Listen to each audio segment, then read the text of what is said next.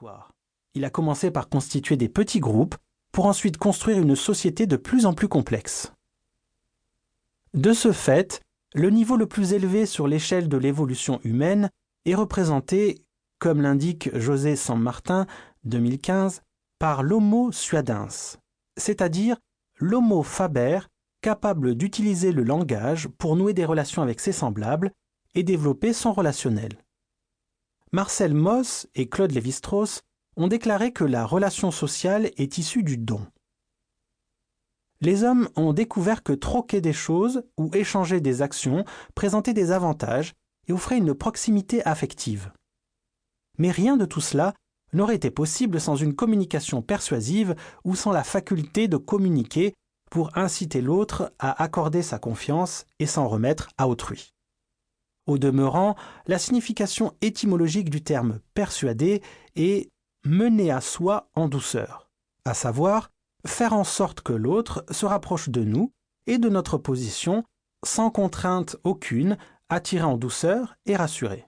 C'est en cela que la persuasion diffère de la manipulation. Les neurosciences modernes démontrent que même la neuroplasticité du cerveau a évolué en raison précisément des échanges de communication interne et externe à l'organisme. Cette évolution concerne principalement les relations interpersonnelles et sociales.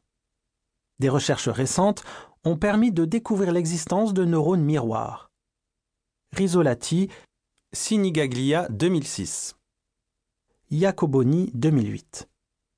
Ils ont une structure neuronale spécifique qui est activée par syntonisation avec notre interlocuteur au travers d'un reflet sensoriel et émotionnel. Leur activation survient au cours d'un échange communicatif intense, occasionnant un contact intime, une empathie. Cette découverte montre que l'esprit et le cerveau de l'homme ont évolué en se spécialisant sur la base de la communication et en développant des formes de relations toujours plus civilisées. Cette dynamique communicative et relationnelle est inévitable car notre organisme y est naturellement prédisposé. En outre, elle sert à exprimer les qualités humaines les plus belles et est un outil de développement des modes de contact et d'interaction toujours plus élaborés entre êtres humains et avec les animaux comme par exemple le chien ou le cheval. Lawrence, 1973. Tout ceci devrait suffire à réfuter les accusations de malhonnêteté et d'immoralité souvent portées à l'encontre de l'art de la persuasion. Sans persuasion réciproque, les êtres humains n'auraient jamais collaboré. Bien au contraire, cette faculté d'utiliser le langage que nous avons développé mérite, comme l'a affirmé Cicéron, d'être considérée comme l'art le plus noble de l'homme. N'oublions pas que, sans le pouvoir de persuasion, une grande partie des activités humaines les plus sophistiquées seraient irréalisables. Si nous ne pouvions persuader les autres d'agir ou d'orienter leurs pensées dans un certain sens, notre rayon d'action serait plutôt limité. Plus une activité est complexe, plus il est nécessaire d'être en mesure d'user de persuasion sur ceux qui y participent. D'un point de vue pragmatique, tout comme il est vrai qu'on ne peut pas ne pas communiquer, Václavic, Bivin, Jackson, 1967, il est tout aussi exact qu'il est impossible de ne pas influencer ou d'être influencé. Cette nécessaire influence réciproque peut être laissée au hasard ou être spontanée, ou bien encore, elle peut être gérée stratégiquement pour le bien commun. Si elle est inévitable, il est bon d'apprendre à l'utiliser au mieux dans les desseins les plus nobles. Cialdini, 2013, Nardone, Salvini, 2004, Nardone, 2014. Il est bon de souligner que persuader n'est donc ni contraindre, ni faire violence, mais plutôt amener l'autre en douceur à voir la réalité du point de vue le plus utile et le plus bénéfique à notre objectif. Ce qui explique que la rhétorique soit une partie essentielle de la formation des futurs dirigeants de la société. Ainsi, le maître en rhétorique Anassarko di Abdera a formé Alexandre le Grand et l'a suivi dans toutes ses conquêtes en le conseillant dans la préparation des fameux discours grâce auxquels le général a persuadé ses troupes de le suivre dans ses entreprises les plus hasardeuses. Comme le souligne Plutarque, dans ses vies parallèles, Alexandre fut aimé et admiré. Au contraire de César qui, s'il fut admiré, fut surtout craint. C'est bien pour cela que ce dernier a été poignardé à mort par la personne qui lui était la plus proche. Alexandre fascinait et enflammait. C'était un séducteur. César, lui, était un manipulateur qui soumettait et contraignait. Le premier était suivi parce qu'il était aimé, le second parce qu'il était craint. Alexandre séduisait, César effrayait. Avec l'apparition de la première forme de démocratie, l'art de la persuasion est devenu le talent le plus important pour arriver à la conclusion d'un accord. La médecine elle-même est née de la persuasion. Les savants se sont toujours servis de la rhétorique pour persuader les autres de la validité de leur théorie. Dans le milieu diplomatique, on rencontre de nombreux cas où la rhétorique a permis d'éviter ou de désamorcer des conflits.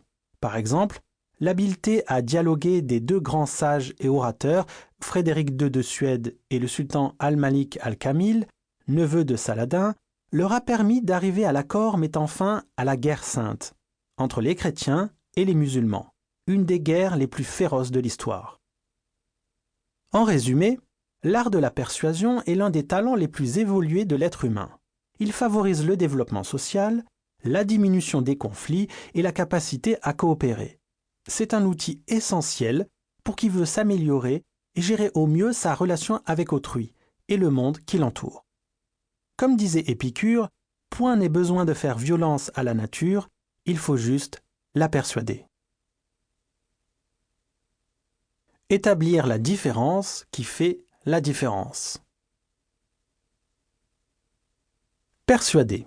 Dans l'étude de la persuasion, la première étape est de la différencier des autres processus d'influence avec lesquels elle est trop souvent confondue.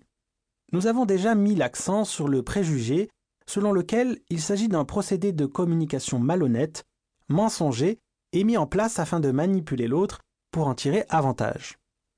Il s'agit là d'un a priori que l'on rencontre uniquement dans la culture occidentale et qui est une conséquence directe de l'hostilité de Platon envers les sophistes.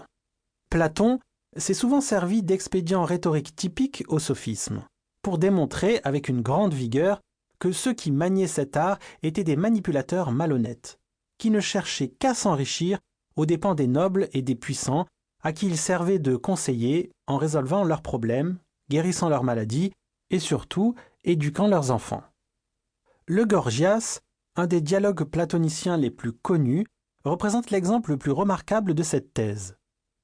En réalité, comme nous l'indique l'étymologie du terme, les sophistes étaient de grands savants.